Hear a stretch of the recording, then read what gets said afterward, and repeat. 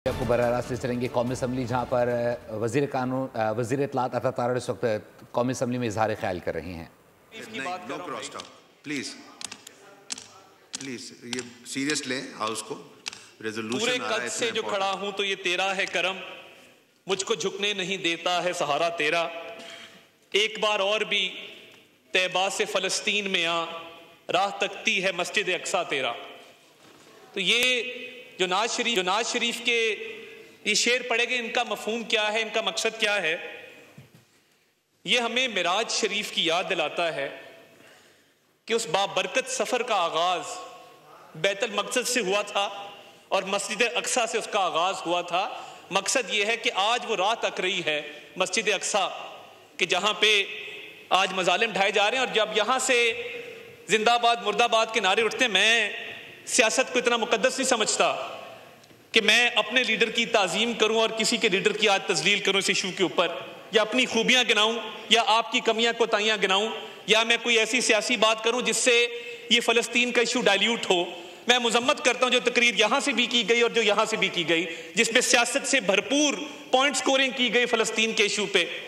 ये सियासत कभी भी इतनी मुकद्दस नहीं थी। मुझे तो उस बच्चे की आहो बका याद आ रही थी जो खून में लथपथ आखिरी सांसें ले रहा था और कह रहा था कि मैं ऊपर जाऊंगा तो मैं हुजूर सल्लल्लाहु अलैहि वसल्लम को बताऊंगा कि ये उम्मत खत्म हो चुकी है। मेरे लिए किसी ने आवाज नहीं उठाई, और मैं वो आवाजें जब मेरे कान में गूंज रही थी तो मैं सोच रहा था कि यहां से क्या बात की जा रही है और यहां से क्या बात की जा रही है। और हम ये मौका भी, ये मुकद्दस ऐवान कहते हैं, ये मुझे बिल्कुल मुकद्दस नजर नहीं आया। मुझे माफ कीजिएगा, मैं इस इशू पे थोड़ा सा जज्बाती हूं, मगर आपने इस ऐवान को कहां मुकद्दस रहने दिया है। और मैं ये पूरे हाउस की बात कर रहा हूं, मैं इस साइड वालों की बात नहीं कर रहा, ना मैं इस साइड वालों की।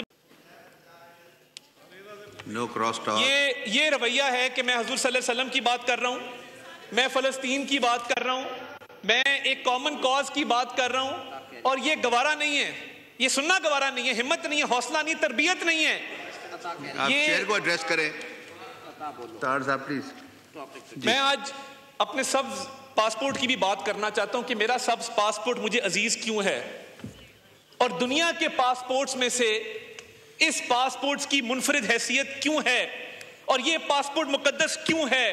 क्योंकि ये वाहिद पासपोर्ट है दुनिया का जिस पे लिखा है कि ये हर मुल्क के लिए वैलिड है। कौमी असम्बली के इजलास जारी है, वफाकी वजीर अता तारड़ इस वक्त इजहार ख्याल कर रही हैं और उनको हॉस्टल समेत तमाम फैसिलिटीज मुहैया की जा रही हैं, क्योंकि वहां पे खदशा ये पैदा हो गया था कि मेडिकल कॉलेज को बॉम्ब किया जा रहा है, बिल्कुल डिस्ट्रॉय किया जा रहा है। तो कम से कम मेडिकल तालीम अगर ना जारी रही तो वहां पे डॉक्टर्स खत्म हो जाएंगे, जख्मियों का इलाज कौन करेगा?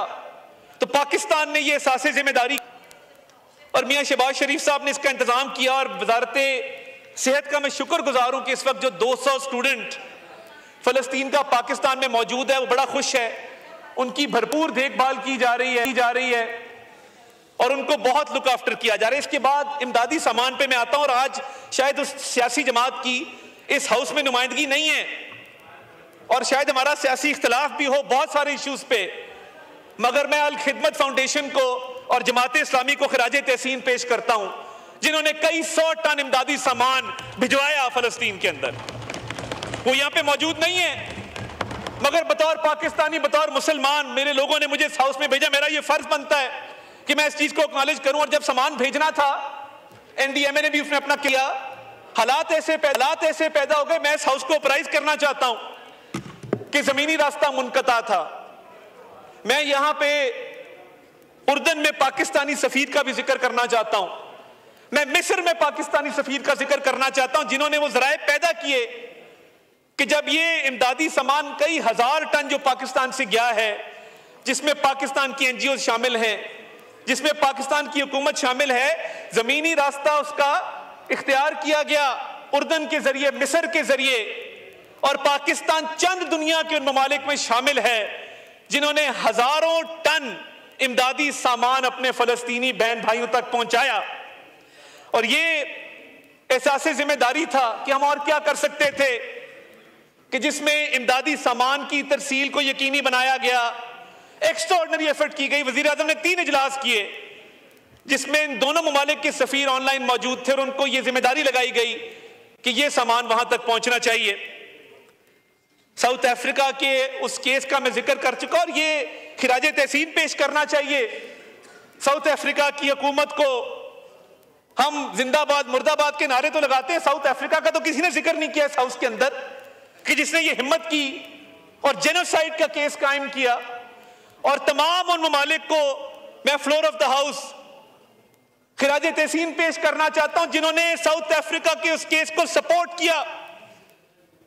स्पेन से आवाजें उठी, इस्पानिया की जमीन से, और उन्होंने भरपूर साउथ अफ्रीका के इस केस को सपोर्ट किया।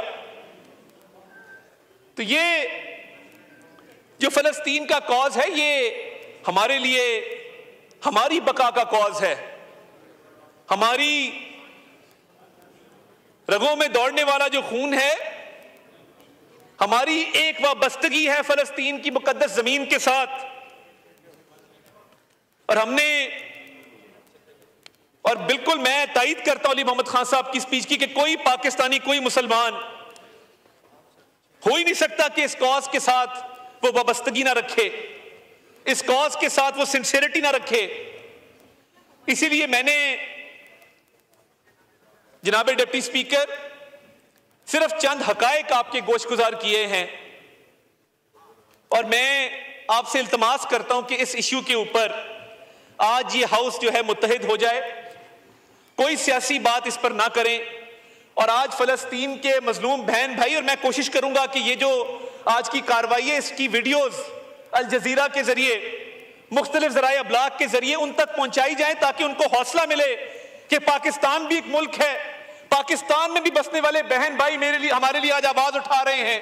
उन तक ये आवाज पहुंचाई जाएगी इस हाउस की, और ये आवाज पहुंचाने में बतौर वजीर इत्तलात में अपना किरदार अदा करूंगा जिस हद तक मैं कर सका, क्योंकि आज इस हाउस से यूनानिमस आवाज जाए, मुत्तहिद आवाज जाए, यूनिफाइड आवाज जाए और जोरदार आवाज जाए कि हम हर हाल में, जिंदगी मौत में, अच्छे बुरे मौसम में फलस्तीनियों के साथ हैं और साथ रहेंगे इंशाअल्लाह ताला। सब्सक्राइब करें और बेल दबाएं ताकि कोई खबर रह न जाए।